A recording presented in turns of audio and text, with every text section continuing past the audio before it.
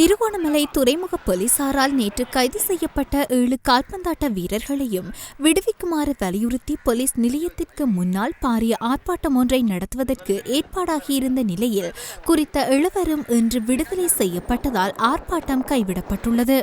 எனினும் விளையாட்டு மைதானத்திற்கு முன்னால் கூடிய விளையாட்டுக் கழகங்களின் உறுப்பினர்கள் அமைதியான முறையில் ஆர்ப்பாட்டம் ஒன்றை முன்னெடுத்ததாக எமது பிராந்திய செய்தியாளர் தெரிவித்தார். திருகோணமலை கால்பந்தாட்ட மத்தியஸ்தர் சங்கத்தின் பொதுக்கூட்டம் நேற்று நடைபெற்ற போது திருகோணமலை கால்பந்து லீக்கின் தலைவரும் முன்னாள் சிரேஷ்ட பொலிஸ்மா அதிபருமான உபாலி ஹேவகே கூட்டத்திற்கு தலைமை தாங்க முற்பட்டார். இதனை சங்க உறுப்பினர்கள் சிலர் ஆட்சேபிக்க முன்னாள் சிரேஷ்ட பொலிஸ்மா அதிபர் கூட்டத்திலிருந்து வெளியேறியுள்ளார். இதனை அடுத்து மத்தியஸ்தர் சங்கத்தின் தலைவர் ஜோயல் ஜிப்சனும் செயலாளர் க யோகரத்தினமும் கூட்டத்தை இடைநிறுத்தியுள்ளனர். இதனால் உறுப்பினர்களுக்கு இடையில் வாய்த்தர்க்கம் ஏற்பட்டு பின்னர் கைகலப்பில் முடிந்தது.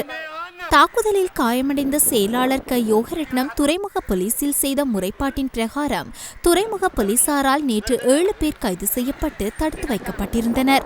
இதற்கு எதிர்ப்பு தெரிவித்தே இன்று போலீஸ் நிலையத்திற்கு முன்னால் ஆர்ப்பாட்டம் நடத்த திட்டமிடப்பட்டிருந்தது.